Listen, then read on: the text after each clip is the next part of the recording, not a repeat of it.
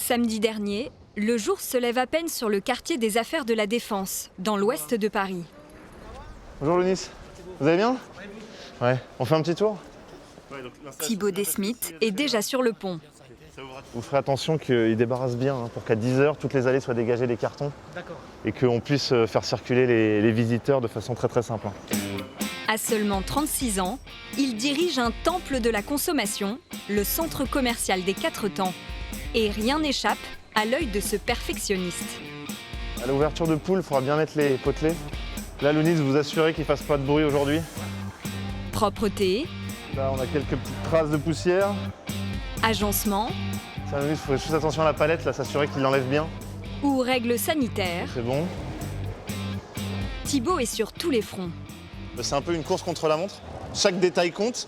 Et si on n'arrive pas à le traiter le matin, une fois qu'il y aura des clients après, c'est beaucoup plus difficile à mettre en place. L'enjeu est bien plus important qu'il n'y paraît. Car durant le mois de décembre, le centre devrait accueillir plusieurs millions de visiteurs. On est à J-3 semaines de Noël, donc il en reste plus que 3 après à celui-là plus 2 autres, donc on ne peut pas le louper. Il faut que tout soit parfait dès le matin pour assurer une journée la plus sereine possible. Une journée sereine, mais surtout fructueuse. Pendant le deuxième confinement, le chiffre d'affaires des commerces non essentiels s'est effondré de 80%. Alors à l'approche des fêtes, les commerçants du centre comptent sur leur chef d'orchestre pour les aider à se rattraper. Dans l'ouest de la capitale, le centre commercial des 4 temps trône en plein cœur du quartier d'affaires de la Défense. Un centre qui donne dans la démesure. 142 000 m², 4 niveaux de commerce et 4 560 places de stationnement. Des chiffres vertigineux qui en font le premier centre commercial de France par son nombre de magasins. Cosmétiques, prêt-à-porter, bijoux, multimédia et même supermarché. Au total, 222 boutiques pour tous les goûts et toutes les bourses. Une formule gagnante qui attire chaque année près de 45 millions de visiteurs. Mais en ce mois de décembre, sa localisation pourrait bien lui jouer des tours. Car avec le développement du télétravail, les 3/4 des bureaux alentours se sont vidés de leurs salariés. Ce sont autant de clients en moins. Pour les boutiques, déjà durement éprouvées par les 4 semaines du dernier confinement, c'est une catastrophe. Alors ils le savent, ils vont devoir redoubler d'efforts et développer des trésors d'imagination pour tenter d'attirer les consommateurs. Entre contraintes sanitaires et vente à tout prix, opération Sauver Noël au sein du premier centre commercial de France. Bonjour, un café rallongé s'il vous plaît. Il faut être en forme, c'est une belle journée qui commence. Voilà, il faut se réveiller maintenant. Des forces, Fabrice Quintin, le directeur de la plus grosse enseigne de jouets du centre commercial, va en avoir besoin. Dans moins d'1 heure, il va dévoiler au public le fruit de 9 mois de travaux. Un nouveau magasin flambant neuf, résultat de la fusion de 2 géants du jouet. On va pouvoir couper le ruban pour déclarer officiellement ce magasin ouvert. Cette ouverture est primordiale pour l'enseigne. Très bien. Car elle réalise près de la moitié de son chiffre d'affaires annuel durant la période de Noël. Il y a 17 jours, je me rappellerai toujours, dans le magasin, des ouvriers posaient des parpaings. Très honnêtement, on se disait, on n'y arrivera pas, et pourtant on l'a fait. Voilà. Un défi relevé malgré les contraintes de la pandémie. Alors pour marquer le coup, le directeur a convié des invités hors du commun. Vous êtes magnifiques les gars, bravo, super. Ces héros de Star Wars n'ont pas été choisis par hasard. Leur but, attirer les clients. Les personnages de Star Wars ont toute leur place et leur légitimité chez nous, puisque les enfants qui aimaient Star Wars sont devenus grands. Ils sont papa, maman aujourd'hui, et c'est souvent une passion qu'ils partagent en famille. Et justement, derrière les grilles, des familles sont déjà là. Un moment d'émotion pour le directeur. Alors bonjour messieurs, dames. Vous ne pouvez pas savoir à quel point je suis heureux de vous accueillir aujourd'hui. Et nous allons procéder donc à l'inauguration avec nos clients. 1, 2, 3, on coupe. Bravo! On peut faire une photo avec vous. Et si Star Wars fait son petit effet, les enfants n'ont pas oublié pourquoi ils sont là. Ceux qui sont là, ceux de Scooby-Doo. Et puis, il y a celui-là, c'est des petits mobiles avec une grande maison de 3 étages. Maman, je peux avoir un nerf du coup? Ouais. Marie-Ornella, Lénie, Nora et Anne-Naomi sont cousins et ont entre 6 et 11 ans. Dans cette famille, au diable les traditions, ce sont les enfants eux-mêmes qui choisissent leurs cadeaux. Je pense que je vais tout déballer dans ce magasin-là. D'accord. Mais fais attention quand même, maman n'a pas beaucoup d'argent. Hein. Oui, je sais. Mais t'es riche de toute façon. Je suis riche. Oh, merci. Leurs mamans, Léontine, Média et Rachel, ne se sont fixés aucun budget. Alors, parmi les 13 000 références, C'est super cool. J'en ai vraiment trop. les enfants ne savent plus où donner de la tête. Maman, je peux? Sauf peut-être Lénie, Non mais t'es sérieuse, Nora? qui tient à ce que le porte-monnaie de sa tante reste bien garni. On lui avait promis un voyage à Londres pour aller voir Harry Potter. Donc depuis, on n'a pas eu l'occasion. Non mais elle va gaspiller son argent là, vous êtes sérieuse? Média finit par trancher. Harry Potter, oui, mais les nefs, non, j'aime pas, c'est parce que c'est un peu dangereux. Pour tout le monde, c'est l'heure du choix. On garde ça et on enlève ça. D'accord. Comme ça, je vais faire mes bijoux. D'accord, donc je remets ça à la place. Il ne faut pas dire oui à tout parce qu'il y a des choses qui vont traîner après dans la maison, que vous allez trouver les pièces à gauche, à droite, ça ne sert à rien de les garder. À la caisse, les sœurs vont dépenser près de 160 € pour une dizaine d'articles. Le paiement est passé, on est content parce que là, on retient son souffle quand on passe à la caisse. Reste désormais aux enfants à patienter jusqu'à Noël. Bye bye. Si le magasin de jouets démarre bien, le reste du centre commercial est encore bien vide. Les consommateurs habituels sont tous en télétravail, alors le directeur mise sur une autre clientèle, plus familiale. Pour l'attirer, il n'a pas hésité à faire appel à quelqu'un de très haut placé. Bonjour Père Noël, on venait vous voir pour faire quelques petites stories pour nos réseaux sociaux. Oui. Vous êtes d'accord? Oui, On peut vous remettre dans votre décor, vous nous faites un petit coucou et puis... Remettez-vous dans votre fauteuil. Dans votre fauteuil, ouais. Le Père Noël, c'est vraiment l'animation par excellence de Noël. Ça fait venir énormément les familles. Les boutiques sont contentes parce que ça anime aussi devant chez eux. Et puis évidemment, plus ils ont de clients, plus ils sont heureux. Ouais, voilà, un petit coucou. Les boutiques, quand elles viennent dans un centre tel que le nôtre, elles achètent aussi la fréquentation.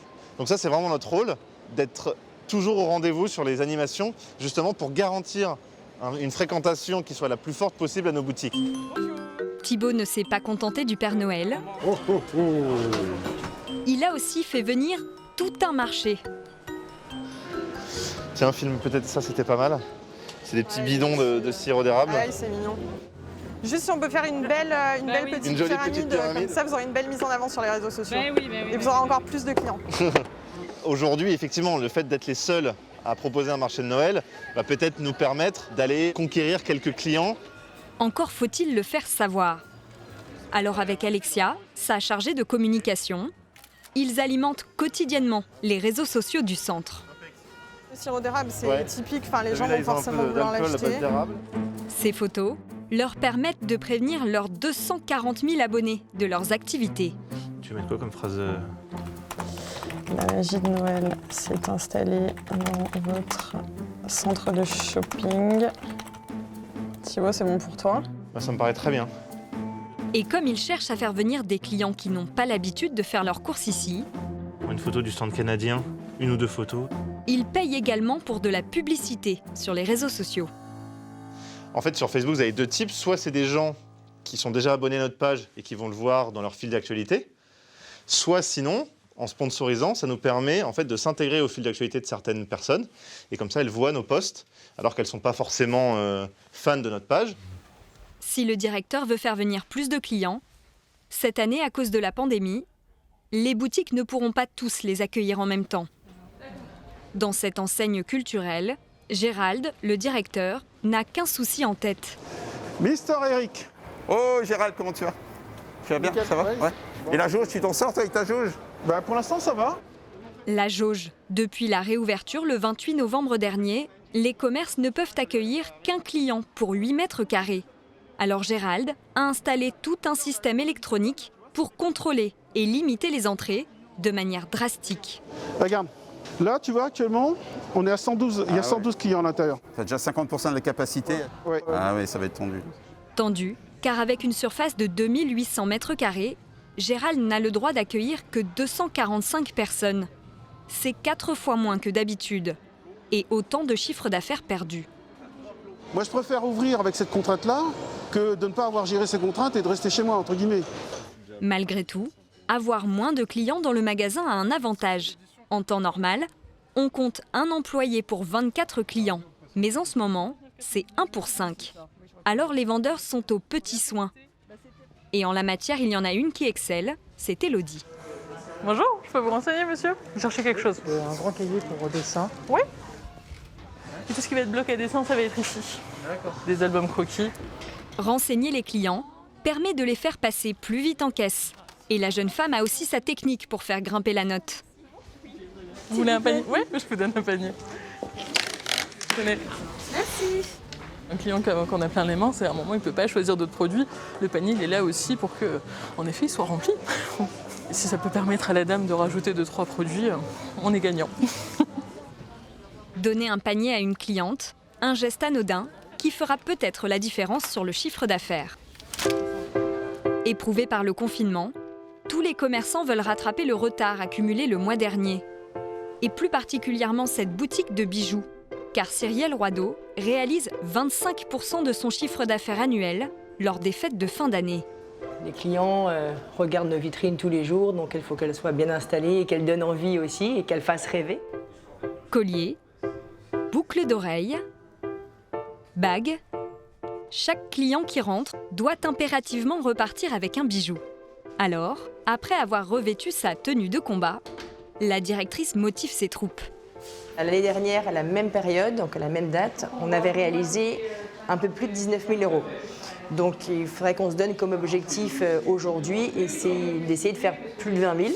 Et pour atteindre son objectif, la marque a mis en place de grosses promotions, jusqu'à moins 30%, comme sur ses bagues. Le but de cette collection, c'est qu'elles peuvent être portées à plusieurs au même doigt. On va inciter les clientes à essayer différentes bagues avec différentes couleurs et peut-être partir sur 2 ou 3. Cyrielle a moins de clients, mais elle veut les faire dépenser plus pour compenser. Depuis quelques mois, on a vraiment beaucoup moins de passages. Donc on essaye, c'est ce que je dis à tous mes collaborateurs, de proposer le pendentif, les boucles d'oreilles, et d'essayer de faire des ventes complémentaires. Et à peine les clients dans la boutique, la jeune femme passe à l'action. Vous aviez repéré donc les créoles, donc en or rose, saphir rose. Donc vous savez que vous avez différentes pierres. Oui. Et vous avez aussi, je vais vous la présenter, les bagues. Dans mon travail, j'ai pas le droit de porter de... D'accord. Écoutez, on va s'installer confortablement, puis je vous présente. Cyrielle n'insiste pas, mais tenace, elle a une autre idée derrière la tête. Voici les boucles d'oreilles que vous avez choisies et je me suis permise de vous apporter le bracelet. D'accord. Puisque la cliente ne voulait pas de bague, elle tente le coup avec le bracelet. Pareil, le but aussi avec les bracelets, vous pouvez les porter à plusieurs avec les différentes pierres. C'est joli. Pour un prochain événement, au moins vous avez vu le rendu. Tout à fait. Je vous prends les boucles. La cliente n'achètera que les boucles d'oreilles. Pas si facile de faire dépenser plus en temps de crise. Dans le magasin de jouets, le directeur mène un autre combat. Les dames qui sont là, en fait, souhaitent le bateau pirate de Playmobil. 6 Français sur 10 vont privilégier Internet pour faire leurs cadeaux. Ce nouveau magasin a donc été pensé pour séduire au maximum les clients et concurrencer les géants du e-commerce. Et ce, dès l'entrée. On va retrouver tous les jouets du moment, ce que les enfants veulent en priorité. Les clients se sont rués dessus. Ce sont les poupées Barbie Color, Fashionistas. Vous avez aussi les jeux Fortnite, donc il y a une collection tirée du jeu vidéo. Après, on passe sur un univers bois, parce que le bois est de retour dans l'univers du jouet. En installant les succès du moment à l'entrée, l'enseigne capte une clientèle pressée ou en manque d'idées et réalise ainsi près de 15% de son chiffre d'affaires. Alors ça fera 169,99 € s'il vous plaît, par carte. Pour faire face aux mastodontes du web, Fabrice a également transformé son magasin en salle de jeu. Ça vous plaît, monsieur? Oui, ah oui, c'est sûr. Ce circuit, proposé à 99,99 €, attire les enfants comme des aimants. De quoi inspirer les parents. Il l'essaye, il joue avec et on voit si ça lui plaît ou pas. Donc franchement, je vous dis honnêtement, s'il n'avait pas essayé, j'aurais même pas envie de... Parce qu'en boîte, c'est pas pareil. Là, on voit, c'est installé, ça donne envie. Grâce à ce stratagème, le circuit finira sans doute au pied du sapin. C'est une façon de fidéliser le client. Si c'est compliqué, si c'est mal rangé, si c'est mal ordonné, le client n'appréciera pas son expérience. C'est important, notamment par rapport à Internet. Malgré tout, les clients ne sont pas assez nombreux au goût du directeur. Il faut dire que l'enseigne a une faiblesse. Elle est située au 3e et dernier étage, avec pour unique voisin des restaurants fermés. Alors, aux grands mots les grands remèdes. Si le client ne vient pas à Fabrice, c'est Fabrice qui ira au client. Vous mettez en ordre de marche, moi je serai devant, je vous ouvre le chemin. À la tête de sa fidèle armée, le directeur va déambuler dans la galaxie commerciale. Il faut s'assurer que personne vienne les toucher, ou d'accord. Donc fermez bien la barre, hein, d'accord.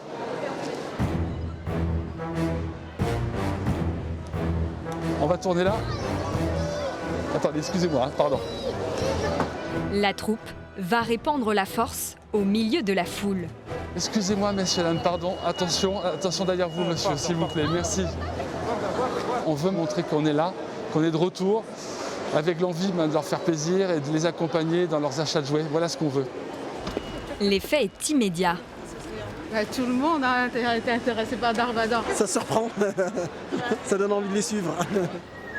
20 minutes plus tard, la mission est accomplie avec succès. Devant la boutique, les padawans sont nombreux. Là, en fait, je ne comptais pas forcément venir acheter des jouets pour Noël, mais mon fils a vu le personnage de Star Wars. Je les ai suivis jusqu'à la boutique, je me suis dit, il faut la photo. Au départ, j'étais pas censée venir ici. C'est ma copine qui m'a dit, il y a les personnages et tout, et du coup, j'emmène mon fils. Voilà. Rançon du succès, le magasin fait le plein et une file d'attente s'est désormais formée devant l'entrée. Bonne visite, mesdames. Pour Fabrice, ce sont autant de potentiels acheteurs. Mais pour Thibaut, le directeur, c'est un vrai problème. Ouais, là, il y a certains magasins qui commencent à être à la jauge. Donc c'est une personne qui rentre, une personne qui sort. Donc forcément, la fluidité est moins bonne. Donc ça commence à créer quelques files d'attente. Si les magasins contrôlent le nombre de personnes dans leur espace de vente, c'est à lui de gérer le public dans les couloirs, files d'attente comprises. Ouais, et rajouter un peu une file d'attente aussi chez Zara, là, parce que ça va commencer à monter en pression. Au bout du fil, c'est 3 chefs de la sécurité. Tous ont un seul et même objectif, fluidifier un maximum le passage dans le centre. Si on attend que les files d'attente soient gérées par les boutiques, ça va partir tout droit et elles vont se croiser. Et après, il y aura des moments un peu entonnoirs où il y aura trop de flux, une file d'attente qui bouge. Donc ça va créer des problèmes, des clients qui vont commencer un petit peu à monter en tension et nous, des agents qui vont être débordés. Une situation critique que le directeur doit à tout prix éviter. Alors pour ça, il n'y a qu'une solution, l'anticipation. Ouais, Lounis, est-ce que vous pourriez m'apporter des potelets et des petites chaînettes pour la boutique de maquillage Kiko? Ok? Merci beaucoup. Il y a déjà du monde un petit peu qui attend dehors. L'idée, c'est que la boutique s'arrête ici. Donc en gros, il ne faudrait pas que les gens dépassent cette zone parce qu'après, ça cache la visibilité de la vitrine. Ouais, alors, non, justement, là, on ne va pas faire la file d'attente ici parce que sinon, ça va gêner la boutique d'à côté. Pour ne léser personne, Thibaut fait preuve d'une exigence au centimètre près. Il faut vraiment vous mettre à l'angle de la boutique, là, il faut gagner encore 50 cm. Calez-vous contre le mur. Et après, ce qu'on va faire, c'est faire en sorte, assez naturellement, que ce flux supplémentaire reparte ici, parce que sinon, il va partir perpendiculairement, et là, ça va boucher le passage. On va peut-être la serrer un peu, parce que là, ça déborde quand même pas mal dans le mail. En quelques minutes, le directeur a évité que cette petite file ne devienne un gros bouchon plus tard. Bon voilà, problème solutionné. Car plus les heures passent, plus la foule s'intensifie. Une fréquentation que le directeur surveille de près. Vous avez ici le nombre de personnes présentes. Donc là, en temps réel, on est à 7016. Et là, c'est la fréquentation par rapport à l'année dernière. 7016 visiteurs à midi, c'est même un peu mieux que l'année dernière. Donc là, on est vraiment très très satisfait de la fréquentation de ce matin. Et l'après-midi, c'est l'affluence des grands jours. Les files d'attente s'allongent, les allées sont bondées et Thibaut est débordé. S'il y a besoin, on vous fait un retour ici. Et si vous avez quelques potelets aussi pour accompagner la file d'attente pour le stand du Père Noël. Les barrières qui sont là, vous allez les coller à la façade. Et il y a un magasin où l'affluence commence vraiment à poser problème. Je vais vous demander de faire attention à la distanciation sociale, s'il vous plaît. Genre 1 mètre. Je sais que c'est compliqué en ce moment. Pour l'enseigne culturelle, c'est l'heure de pointe. Le magasin a atteint sa capacité maximale à l'intérieur et à l'extérieur, la file d'attente s'allonge. Problème, la jauge, qui ne se réactualise que toutes les minutes, ne suit pas le rythme réel des clients. Alors pour accélérer leur rotation, Gérald prend les choses en main. Mickaël, alors comme il y a quand même pas mal de monde, ce qu'on va faire, c'est faire du 1 pour 1. Un client qui sort, un client qui rentre, et pour faciliter les choses, c'est des groupes de 5. Pour aider à la gestion des clients, un métier a même été créé. Tout roule. Celui de facilitateur. Comme Mickaël, ils sont 6 à occuper ce nouveau poste. Bonjour. C'est lui qui fait régner l'ordre à l'entrée du magasin. Attention, vous sortez là? Vous voulez sortir? Il faut faire tout le tour. Il faut que je sois avenant envers eux, un peu souriant et essayer de faciliter un petit peu leur course afin qu'ils passent des bonnes fêtes. Mais pour que des clients rentrent, d'autres doivent sortir. Et là, à la caisse, ça bouchonne. Mickaël est appelé à la rescousse. Caisse numéro 3, s'il vous plaît. Caisse numéro 11, s'il vous plaît. Oui. Caisse numéro 1, tout là-bas. Numéro 7. Caisse numéro 1, s'il vous plaît, tout au fond. Caisse numéro 6. L'intérêt du magasin, c'est aussi de faire en sorte que les clients payent plus vite, comme ça, on peut en faire entrer un autre. Grâce aux facilitateurs comme Mickaël, le nombre de visites grimpe en flèche. Un atout qui pourrait permettre aux équipes d'atteindre leurs objectifs. Dans cette bijouterie aussi, les clients sont nombreux. Voici, madame. Cyrielle est toujours fixée sur son objectif. Alors, qu'est-ce qui s'est passé? Il y a un petit choc. Effectivement, elle a été désolidarisée. Ne pas laisser passer une occasion de vendre. Sachez qu'en ce moment, si vous souhaitez racheter votre bague, donc pour plus de 1 250 € d'achat, vous avez 30% de remise. Cette cliente a reçu cette bague en cadeau de la part de son mari il y a 8 ans. L'argument promo de la gérante fait mouche. Alors moi, je trouve que c'est plus intéressant effectivement d'en racheter une autre. Si vraiment les réparations, je pense qu'elles vont être plus chères que ce que je pensais. Donc je vais proposer à mon mari qui m'offre cette bague pour mon Noël. Cyrielle a beau faire, elle n'arrive pas à concrétiser des ventes supplémentaires. Alors sa technique va se faire plus agressive. Voici capsule d'émotion en or blanc et rubis avec le pavage de diamant. Petit bisou en or blanc et diamant. Cette famille a repéré 2 bagues sur Internet pour Morgane, la plus jeune de leurs filles.